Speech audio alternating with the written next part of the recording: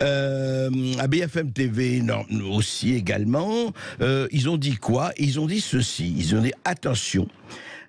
Relayer la vidéo sur les réseaux sociaux peut vous coûter très cher. Ah bon? Eh oui, eh oui. Alors, coûter très cher, c'est quoi? C'est le délit, paraît-il, de l'article 222-33-3 du Code pénal. Voilà, si vous diffusez une vidéo comme ça peut vous coûter de la prison et de la forte amende. Philippe Prigent, bonjour maître. Philippe Prigent, est-ce que vous êtes avec nous? Oui. Ah, bonjour maître Prigent. Alors écoutez, vous avez vous-même, je rappelle votre tweet, maître Prigent, vous m'entendez bien? Parfait. Parfait. Alors, vous avez dit ceci, et je voudrais développer, c'est très intéressant après avoir entendu tel ou tel journaliste, vous avez dit fake news juridique de BFM TV. En réalité, le délit prévu par l'article 222-33-3 du Code pénal ne s'applique pas lorsque la diffusion de la vidéo s'exerce non pour nuire aux victimes, mais pour participer à un débat général, car c'est usage de la liberté d'expression. Alors, ça veut dire quoi? C'est-à-dire que si c'est pour dénoncer quelque chose, c'est absolument valable. C'est ça ou pas? Expliquez-nous, maître. C'est exactement ça, et ça va même encore plus loin. En fait, il y a une réforme qui a eu lieu en France il y a à peu près 50 ans, Oui. qui est « vous faites primer les traités internationaux sur la loi ». On peut être pour, on peut être contre, il y a des partis politiques qui sont opposés à ça, des partis politiques on va dire souverainistes, mais c'est le droit actuel depuis 48 ans. Oui. Regarder la loi et dire la loi dit noir alors qu'un traité international dit blanc, ça ne compte pas, en fait c'est blanc, ça veut dire que c'est autorisé. Ça s'applique dans de très nombreux domaines, Ouais. et ça s'applique notamment en matière de liberté d'expression, puisqu'il y a un texte que vos auditeurs doivent bien connaître, qui est la Convention européenne des droits de l'homme. Mmh. Et la Convention européenne des droits de l'homme prévoit que les atteintes à la liberté d'expression doivent être particulièrement justifiées et proportionnées. Ici, on a une atteinte potentiellement à la liberté d'expression via ce texte, l'article 222-33-3 du Code pénal, qui dit si vous diffusez des vidéos, à ce moment-là, vous êtes passible d'emprisonnement. Donc évidemment, vous vous sentez restreint dans votre liberté d'expression. Bien sûr. Vous ne voulez pas j'ai pas envie d'aller en prison, j'ai pas envie de payer une amende, donc je vais pas diffuser. Exactement. Ouais.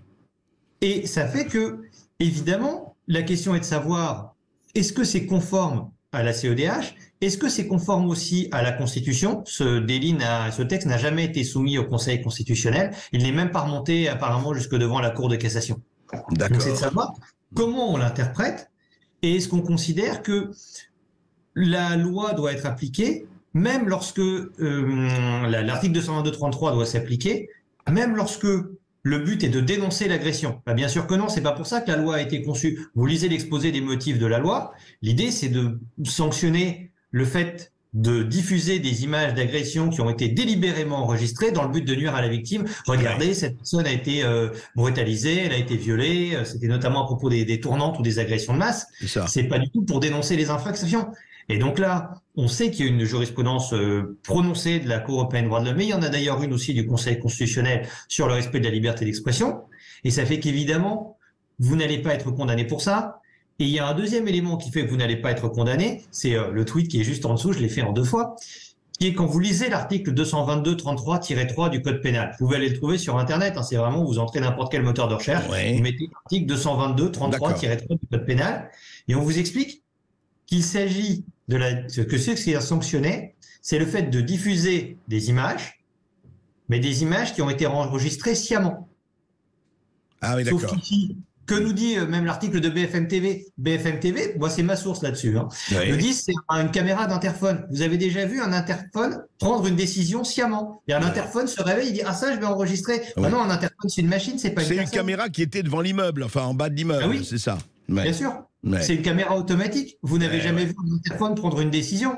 Bien sûr, bien sûr. Et là, évidemment, on a une règle en droit pénal, une autre règle de très bon sens, qui est l'interprétation stricte. On ne va pas vous dire c'est peut-être interdit, c'est peut-être autorisé, dans le doute, on vous met en prison. Alors, Maître Prigent, 2 choses. D'abord, 2 informations que vous apportez. Vous dites que la loi européenne, enfin la Cour européenne des droits de l'homme, l'emporte sur la loi nationale, primo. Oui.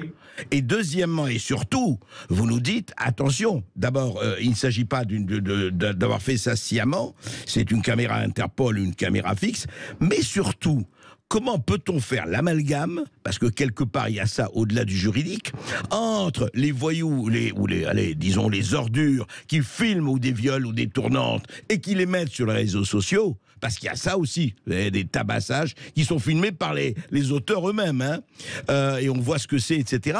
Et on confond, mais attendez, si moi, je vais savoir, je vois, ou de loin je suis à ma fenêtre, et je vois quelqu'un en train de tabasser ou de violer, etc. Et si je filme, alors je peux filmer, mais est-ce que si je diffuse, la CEDH, la Cour européenne des droits de l'homme, me donne le droit de diffuser quand c'est une violation, enfin un viol, une violation, un attentat, un tabassage? Alors, la Convention européenne vous donne le droit de le faire. Et quand vous vous dites comment peut-on faire ce genre de confusion, je vous rassure, les juges ne font pas la confusion. On peut évidemment remonter jusque devant la Cour européenne des droits de l'homme ou devant la Cour de cassation, mais grâce à Dieu, les magistrats français servent de garde-fous et refusent d'appliquer ce genre de texte de façon absurde. Vous vous souvenez peut-être d'un cas qui était sorti il y a 1 ou 2 ans où Marine Le Pen avait été accusée d'être comparable à Daesh et elle avait publié des images de violence de Daesh et elle avait dit Daesh. Oui. Il y avait eu des poursuites. Et les magistrats avaient dit, non mais attendez, évidemment que Marine Le Pen n'est pas en train de faire l'apologie du terrorisme. On pense ce qu'on veut de Marine Le Pen, connaissant la couleur politique des magistrats. Je pense qu'ils avaient voté contre Marine Le Pen à chaque fois que l'occasion s'était présentée. Mais heureusement, les magistrats sont des gens sérieux. Donc ils avaient dit, ça n'a rien à voir, la question que vous posiez. Donc non, on ne va pas condamner. C'est du bon sens. Et non seulement on ne va pas condamner, mais en plus, on ne va pas condamner à des peines de prison. Là encore, les magistrats sont pas des dingues. Ils vont pas mettre des gens en prison pour ça. Il faut être raisonnable. Donc, dire que ça vous expose, que diffuser une vidéo comme ça vous expose à des peines de prison ou des amendes est faux. On peut le dire. C'est faux et c'est mensonger. D'accord. C'est mensonger parce que vous lisez le délit, vous voyez bien que c'est pas un délit. Vous lisez la CEDH, vous voyez bien que c'est pas un délit. Vous lisez la Constitution, vous voyez bien que c'est pas un délit. Et si vous réfléchissez même davantage, vous vous dites, mais quand vous mettez 5 ans de prison, qu'ont pensé beaucoup de gens à la lecture de cet article ou de cette information? Ils se sont dit, je risque vraiment d'aller 5 ans en prison.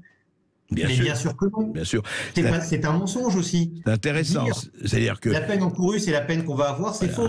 Et il arrive, et là, trop souvent que des gens qui font comme ça, ils ont 1 an de prison avec sursis, et la personne qui filmerait ou qui témoignerait serait plus condamnée. Oui, ça me paraît quand même, j'espère que les magistrats ont effectivement le sens de la mesure, ou en tout cas de la justice là-dessus.